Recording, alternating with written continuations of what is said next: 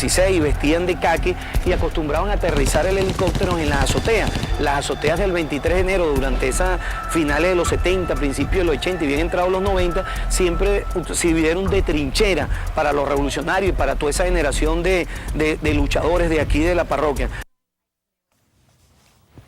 Bueno, Carlos Lanz, fíjense que la represión estaba ya en las calles antes incluso del 27 de febrero y sin embargo el pueblo salió, saqueó, hizo lo que tenía que hacer para cambiar la historia y de hecho fue reprimido y de hecho hubo tantos muertos que no sabemos cuántos muertos hubo. Carlos. Sí. A mí me tocó ese día estar quizás por una coincidencia que nunca la había tenido presente, que es que Soto Rojas dice que estaba en unos talleres de investigación y acción con Jesús Rivero, mi compañero que me inició también en esa metodología. Casualmente el día 27 yo estaba en la Universidad de Carabobo con el grupo de profesores y estudiantes que estamos haciendo una experiencia igual. Pero yo no tenía una militancia tradicional como partido, sino que participaba en un equipo que le denominamos el editorial Primera Línea, donde estaban personas que le decía como el profesor Luis Damiani o Roland Denis, el negro Villafaña, y habían profesores de varias universidades que estamos empujando, incluso teníamos vinculaciones con el movimiento estudiantil de los famosos encapuchados, que de alguna forma siempre me escribieron a mí la dirección de los encapuchados. Es una raya que me metió a mí parte de la propaganda de aquel momento. Y es verdad que empujamos movilizaciones estudiantiles bajo la idea de organizar la desobediencia. Y nosotros habíamos probado ya a nivel de calle cuál era digamos, el clima que por la vía de las luchas que se estaban dando, trancas, paros. Había movilizaciones, no fue que tampoco Carlos Andrés o Lucinchi o Luis Herrera hubiesen acallado la protesta popular, ¿no? Ahí se fue incubando un proceso con expresiones de acción directa. Fíjense que una de las cosas que nosotros probamos en ese periodo, muy embrionaria, muy de vanguardia, con el movimiento estudiantil, y que en ese momento había una secuencia de esas movilizaciones y esa lucha que la izquierda en general nos condenaba como vanguardistas, gente ultraizquierdista, siempre esos remolquetes descalificaban parte de lo que se hacía en aquel momento. Para nosotros no era totalmente una sorpresa, la magnitud del hecho sí, pero no de que pudiese darse un fenómeno de desconocimiento más generalizado, porque ya lo teníamos caracterizado en lo micro, todo lo que son los actos de desobediencia, que hoy no con la tesis de la desobediencia civil, porque esta desobediencia popular tenía otra característica a lo que se categorizaba en Europa.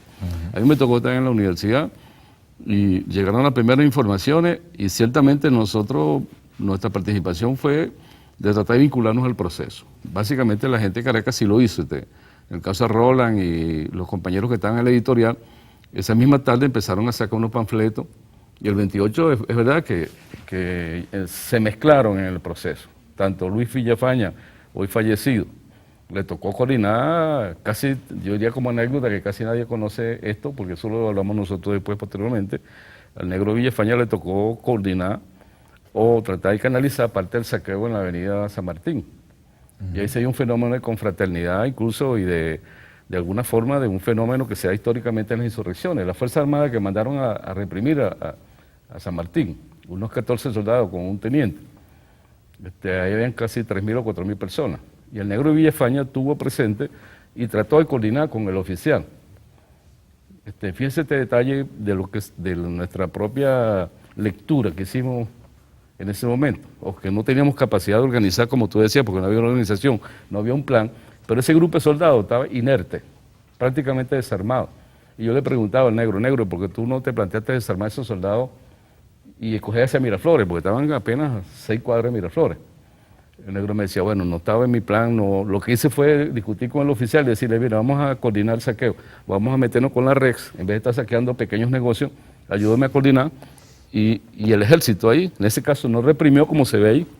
El ejército ahí, bajo la presión de la gente, eran 5.000 contra 14.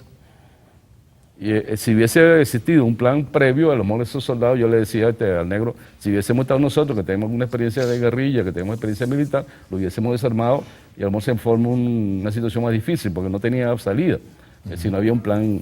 Pero entonces, quienes actuaron de verdad, desde el punto de vista orgánico, mínimamente fueron los compañeros de la editorial Primera Línea, que por supuesto fueron puestos presos, llevados a juicio militar. Es un fenómeno que, por cierto, no ha sido destacado.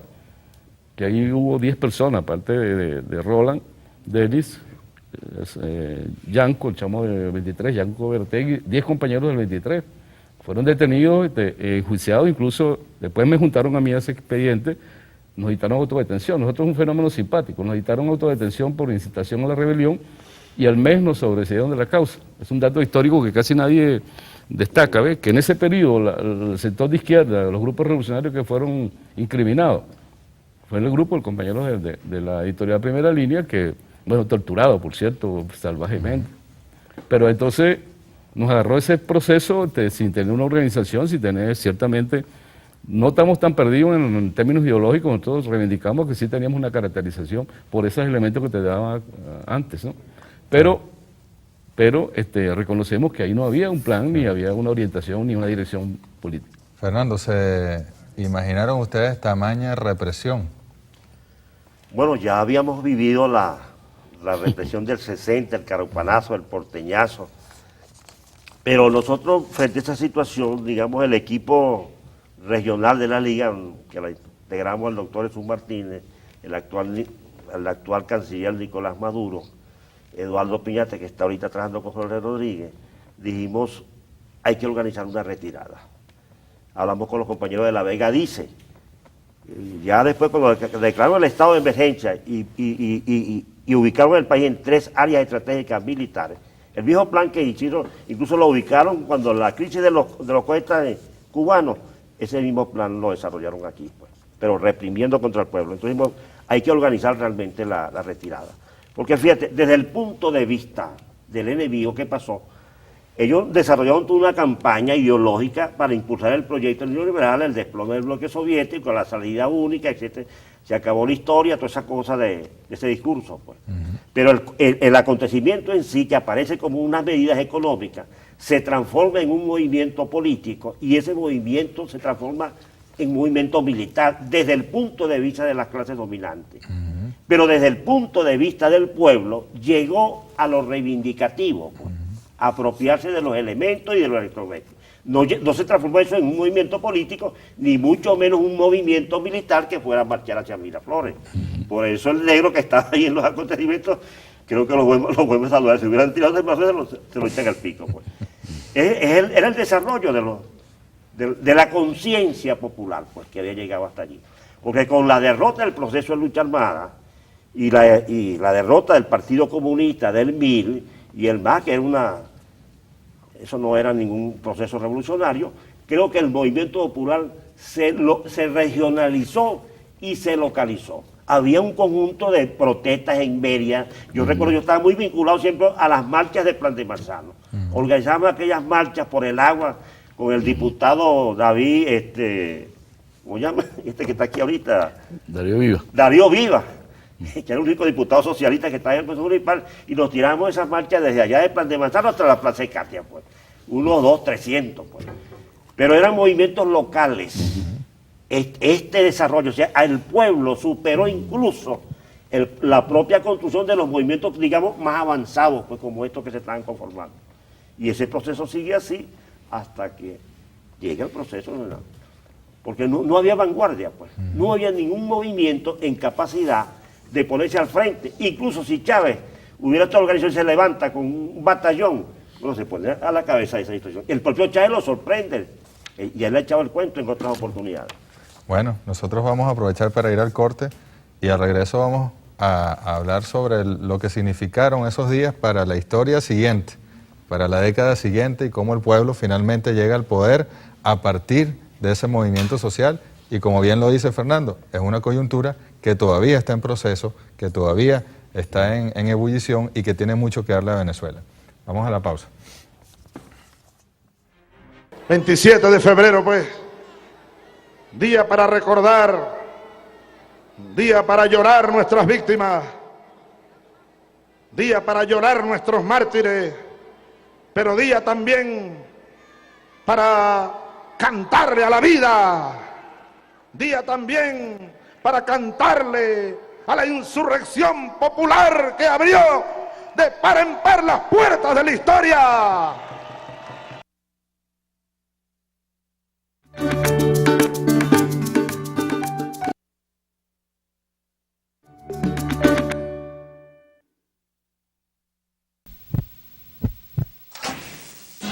Luces, cámara, acción. Sin pluralismo no hay cambio, no hay democracia, no hay progreso. O sea, periodistas de los medios estatales no habían podido entrar a la rueda de prensa suya. Fueron ellos mismos saliendo.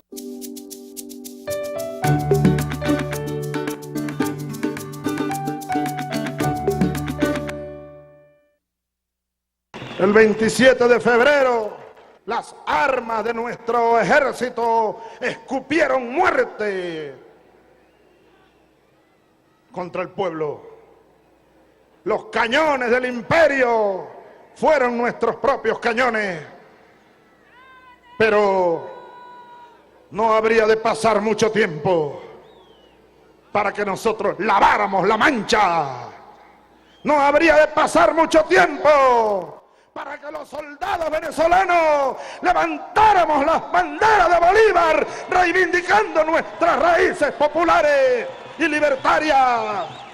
El 4 de febrero de 1992 salimos nosotros a pedir perdón y a dar nuestra vida por el pueblo de Bolívar, por el pueblo traicionado, por el pueblo dolorido, por el pueblo masacrado. Como soldado les hablo, más nunca la Fuerza Armada de Venezuela será utilizada contra el pueblo. Para siempre seguiremos unidos, Fuerza Armada Bolivariana y pueblo bolivariano, construyendo la revolución venezolana, construyendo el socialismo venezolano.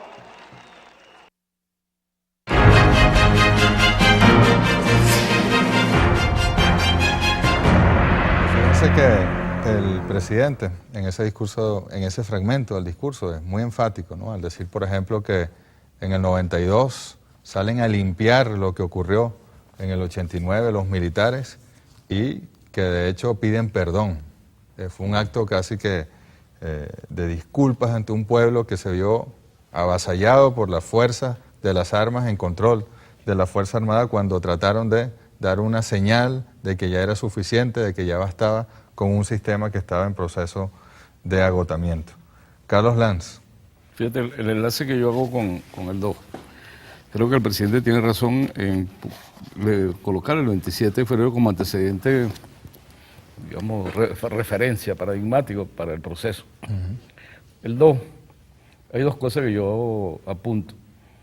Si la crisis hegemónica, pues tengo que usar esa categoría para poder explicarme los detalles y los procesos, para darle sentido incluso a lo que viene y lo que estamos haciendo y lo que vamos a seguir haciendo. Fíjense, la crisis hegemónica tiene presión en la crisis de liderazgo y en la crisis de valores, por ejemplo. Claro, con la corruptela, con el clientelismo, partidocracia, con todas esas cosas, aparte del malestar social por las condiciones de vida y de trabajo de la gente, que está deteriorándose cada día en aquel momento. Pero crisis de liderazgo, y aquí el detalle de la emergencia del comandante Chávez. Yo particularmente no soy proclive a estar suscribiendo tesis bonapartistas o estar apoyando el caudillismo y nada de eso, pero hay que estar claro que el presidente Chávez, cuando reconoce el por ahora, se convierte en líder indiscutible históricamente. Eso no se puede estar discutiendo. Y en una crisis de liderazgo emerge como la referencia con un nombre y apellido. Dos, la inspiración que está detrás de eso.